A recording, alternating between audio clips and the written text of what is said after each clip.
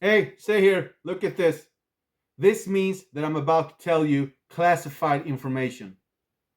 Okay? Stay with me. First, I want to say I need your help to spread my word, okay? I'm not doing this for myself. I'm doing this for my two daughters who still thinks that their dad has done cruel acts of violence against other women just because people are telling them that I have done it. Ignorant people that doesn't know better. Okay? So I'm trying to get this out there so that they can see that their dad isn't what people are telling them. So please help me, okay?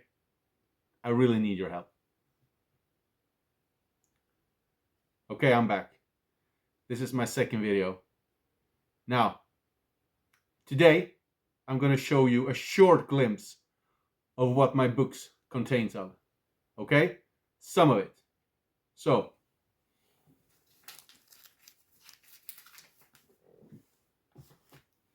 this is my preliminary investigation.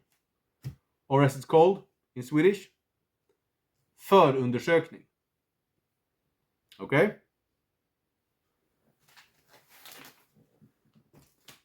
This is also my preliminary investigation.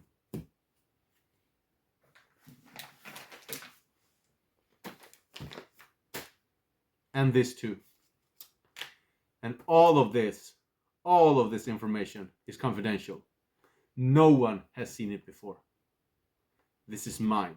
Okay? Now, when I decided to start writing about what was happening to me, I had to come up with a plan. How to shrink all of this into one book. Well, as you know, I really didn't succeed. It became a trilogy. But this is because I needed to get all the important evidence written down. I couldn't risk that important material went lost because it all hangs together. Okay? And this is how I can back up my accusations. The ones that I did in my first video. Okay? The ones against the corrupt cops, the corrupt chief prosecutor, and the corrupt judges. Because everything has been written down in my trilogy. Every interrogation they had with me. Every meeting they had with the victims. Or meetings. Yeah, victims, in case you don't realize that it wasn't just one. And all of the witnesses that they took in for questioning. I had to get everything down just because it all hangs together. Okay? Now, not only does this preliminary investigation, my förundersökning on Swedish, are showing how the Swedish investigators were using their methods incorrectly. It also shows how the victims were lying. And the witnesses. Okay? But that is something that I will talk about at another time. But trust me, when I get to that part, your mind will really be blown. Okay? And probably you will question my truth about what's in here. But I can already now tell you something from the book. Something that I often came back to. Data doesn't lie. Okay? Data was on my side from the first day to the last day. The witnesses and the victims were lying. Okay? I will show you this. So, back to the topic in hand. How I could accuse the investigators and the chief prosecutor for being corrupted. Well, the answer to that is quite simple. It's all in the questions that they asked. Okay? And how they treated the victims and the witnesses. And of course, me too. Now, with me, they lost all their objectivity. The one thing that they are required by the Swedish law to have. It's called the presumption of innocence. Or in Swedish, oskyldighetspresumtionen. Okay? And that means like, you're not guilty until proven otherwise. Now with me, they went at me like a shark that had smelled blood in the water. Which in my case meant that they heard me, but they didn't listen to me. But that wasn't all. They also got personally invested in my case. And one or more investigators didn't hide this from me or from my defense attorney. We could hear and see this in their questions. Okay. I'm now going to show you something from the preliminary investigation, förundersökningen. A good example at this, okay? Now, this is an interrogation they had with me the 9th of November 2022, 10:02 a.m. Daniel is charged, this is what they're telling me this. Daniel is charged with 2 counts of assault against the plaintiff, the victim, on Swedish offret. These 2 acts has been seen by his children who were at home at that time. Okay, remember that. They were at home and they had seen it. Now, this is my next interrogation. The 23rd of November. 23rd of November. 4:43 p.m. 2022. Okay? Now remember, in the previous interrogation, the kids had seen it. Seen me assault another person. And they tell me this now. Daniel is informed that the assault charges against the plaintiff, victim, offret on Swedish, where his children were present, is now dropped. After questioning with the 2. This is because after the questioning, it has been unclear what they have seen because they haven't seen it and they wasn't in the room. Now, this can only mean one thing. The investigators lied to me, straight to my face. They said that the kids had seen this, only to get a confession out of me. Now that can't be legal. They can't say that they have evidence when they don't, right? And this is how they worked the entire preliminary investigation. Now, when they told me I was charged with the assault, that was my 3rd interrogation. Okay? I had 14 of these interrogations. 14 where they played dirty throughout the whole thing and said stuff that hasn't been proven. They had no evidence for it. And this is how corrupt they were. And this is how corrupt the Swedish justice system is. It doesn't believe in the evidence. It only believes in the victims and their word. And that is what's wrong with the Swedish justice system. Okay. But I will talk about all this at another time, okay? Now, when it came to the victims, the investigators took them under their wing and helped them during the questioning and gave them leading questions just to show how they wanted them to answer. But they also hid crucial evidence from the victims so that they didn't need to respond to it. evidence that proved my innocence. But I will talk about that at another time too.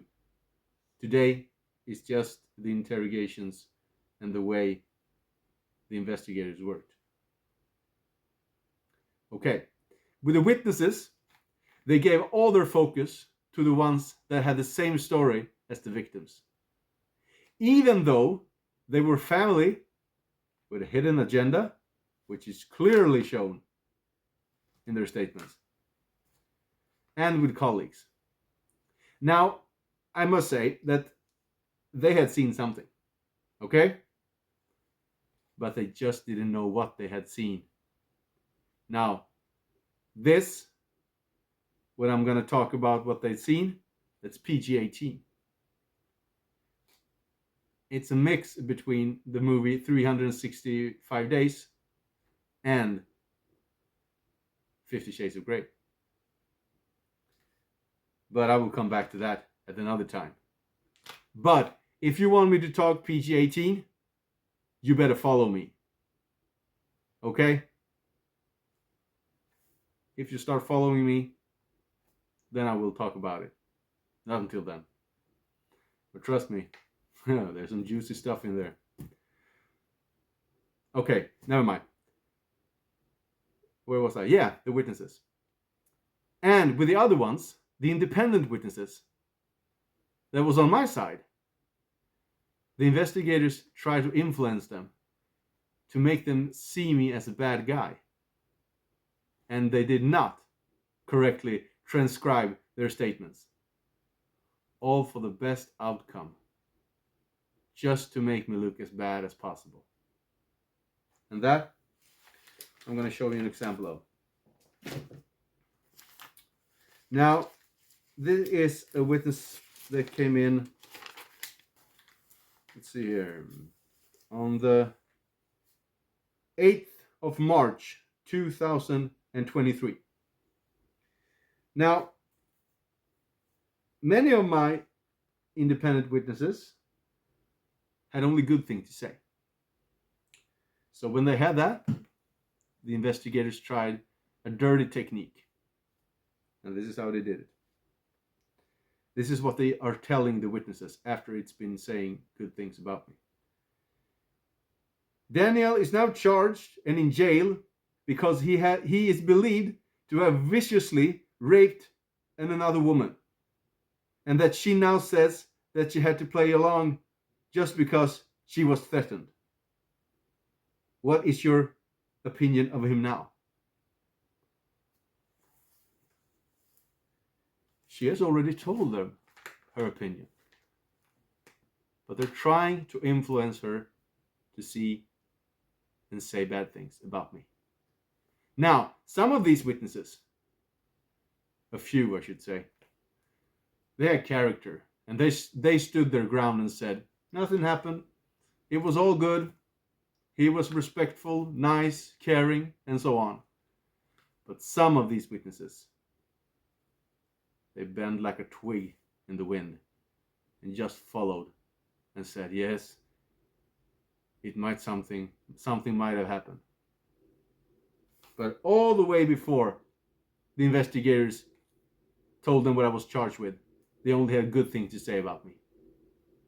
And what does that say about my preliminary investigation and about the investigators?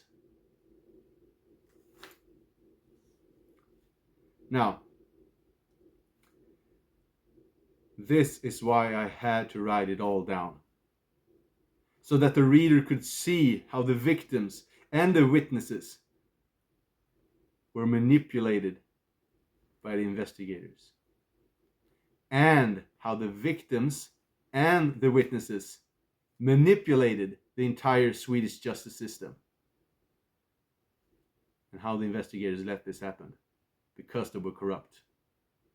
And only worked to get a man convicted instead of following the law. The Swedish law that they are required to follow. Okay? Now, with all this said, I'm not going to let this simmer for a while. And then I'm going to come back and talk about how the Swedish jail works. not the prisons. That I will talk about at another date. After that, I will expose how the victims lied. After that, how the witnesses lied. And after that, how the investigators searched my house for evidence and planted, or if you like another word, misinterpreted evidence. So there's going to be more to come. But before I end this, I must tell you, like I did the last time, that I don't know what's going to happen if some of the corrupt cops sees this, or the chief prosecutor, because these people has taken the law into their own hands. Okay? So, if I get banned, or worse, where do you have them? Right. You will know why. Because this is also a political power keg. So please help me spread this word. If not for me, then for my 2 children, my 2 daughters. Because they need to know that their dad isn't what ignorant people are telling them. They deserve the truth. And the truth is right here in this preliminary investigation and in my book. So, please help me. Thank you for listening. I hope to see you next time. Tesson, out.